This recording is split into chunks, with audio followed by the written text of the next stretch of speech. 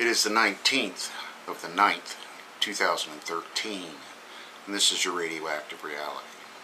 Start on E&E News, shall we? Officials concerned about 400-foot tall pipe near Fukushima reactors collapsing during quake. 8 cracks found in support brace. Government orders immediate investigation. TEPCO's unsure how to access the area as radiation levels around it are 10 sieverts per hour. And as you know, if you've been following this, 10 sieverts per hour is a lethal dose to human beings.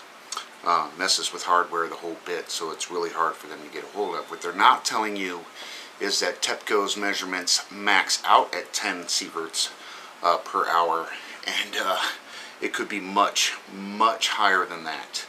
And it's the support beam supporting the exhaust pipe in between, I believe, 2 and 3 reactor, and God knows what's down in there. And the radiation disintegrates and weakens the metal, so eventually that will fall over on top of an already saturated mud pit that is Fukushima Daiichi. Famous Japanese actress, government covering up Fukushima crisis. Our nation has the right to know, and yes you do. People who write the truth on the internet will be punished under a new law. TV stars in Japan are never to discuss political views. I don't think nuclear energy is a political issue. It's way beyond that, so feel free to say whatever you want. But again, Japan is passing these laws where they're actually going to start persecuting people for reporting on the incident. New studies show radioactive materials being carried across the Pacific relatively intact from Fukushima. Big clouds of this stuff are moving through the currents in the ocean. On the west coast, we need to monitor these pockets of high contamination. Parts of areas may be affected in a significant way. Steam observed 5 of 6 previous days at Fukushima Unit number 3. Number 3 has been steaming for quite a while now. It's getting more excessive. Lasted more than 24 hours straight at one point. Nuclear expert, there could be pockets of corium still molten state. Nobody quite understands what's going on. And again, the corium has left the building, ladies and gentlemen, and they're not really sure what they're going to do about it. More reports on the fractured pipe, support beams. Buildings at Fukushima plant can start floating from too much groundwater. Expert blocking groundwater with ice may weaken soil and cause buildings to topple. They're already cracking and rolling and doing whatever. The problem's just going to continue and continue. We believe molten fuel has already melted through the floors of Fukushima reactor buildings, or still in the process of melting through. We definitely know they've already left the building, and we're talking of thousands of metric tons of this corium, which is a big soup of radioactive, toxic plutonium, cesium, I mean the whole bit, at molten rock, enough to melt the bedrock hot. Radioactive substance may have escaped Fukushima plant earlier than was admitted by TEPCO, possibly through the valves. Contaminated water released into atmosphere from rainfall, question mark? I wonder. Black rain? Anybody ever heard of that? Senior scientists on HBO, I'd worry about swimming in Hawaii's ocean starting in 2015 due to Fukushima plume. You're scaring me. Radioactive dangers from Japan are coming to a beach near you. Now, if you live on the West Coast, this is true. They're already telling you this. But don't worry, folks. There's no immediate danger. Swim on around that tsunami debris. Fukushima reactor buildings essentially now sitting in mud. Soil could disappear during a quake and bring structures down with it. That can result from what TEPCO is doing to the groundwater. Fukushima, I should be page 1 of the newspaper every day. Now this is Bill Mather on HBO. I used to be on the fence about nuclear power. I'm not anymore. If the world's going to invade a country that's poisoning us, it should be Japan and not Syria.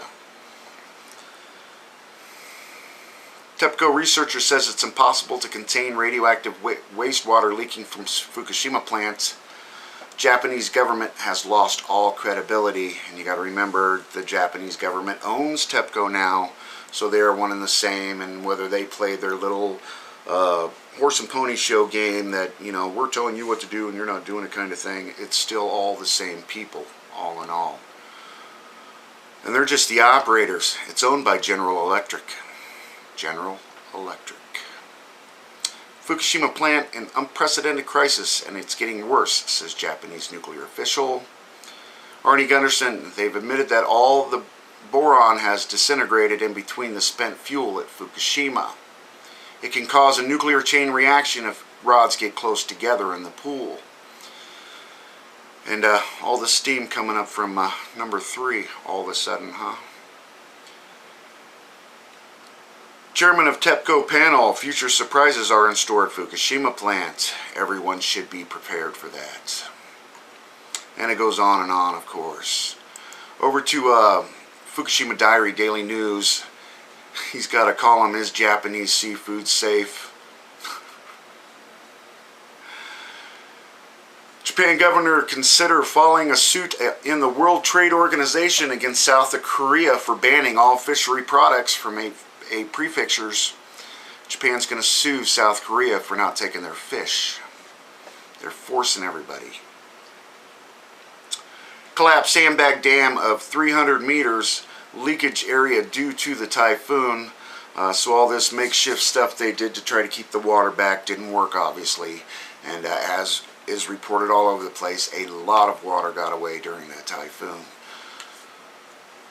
Overflow tank area, worker in protective clothing under the typhoon, and they were out there trying to deal with all the water on top of all the saturation, on top of all the radiation.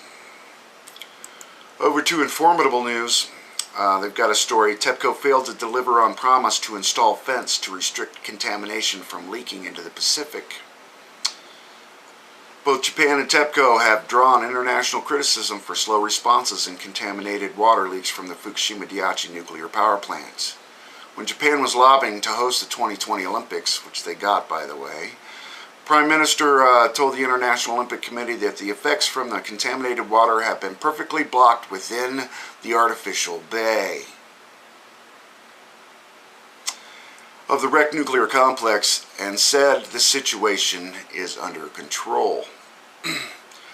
More than 2.5 years after the Fukushima disaster, officials in Japan have now admitted that in June of 2011, TEPCO promised to build fences to block radioactive water from leaking from the plant, but did not ever actually install the fences. At the time, TEPCO asked the government not to announce that they would have committed to construct the fence, as the utility was concerned that the $1 billion construction cost would increase its debt. They're worried about their profit margins. The government agreed not to publicize the agreement, but then TEPCO did not undertake the work they promised to complete. And here it is 2.5 years later, and we're putting up the popsicle dam. And that has no guarantees of working. It's not looking very good at all. Finally tonight, Fukushima Daiichi Disaster.com. Japan Prime Minister wants Fukushima plant entirely scrapped. This is good news. How they're going to do it is another question. Japan Prime Minister ordered the operator of the country's crippled nuclear power plant on Thursday to scrap all 6 reactors at the site instead of just 4 already stalled, slated for decommissioning and concrete on tackling pressing issues like radioactive water leaks. So they're saying we're going to scrap 5 and 6 because 1, 2, 3, and 4 are too big of a problem to deal with. So basically they're coming in a roundabout way that they are going to abandon this site eventually. They're going to call it cleaned up and walk away. The insanity continues. Of course, if I missed anything, please leave your comments below. We're not allowed to post videos anymore. Thanks, YouTube. Enjoy while you can, everybody. I am.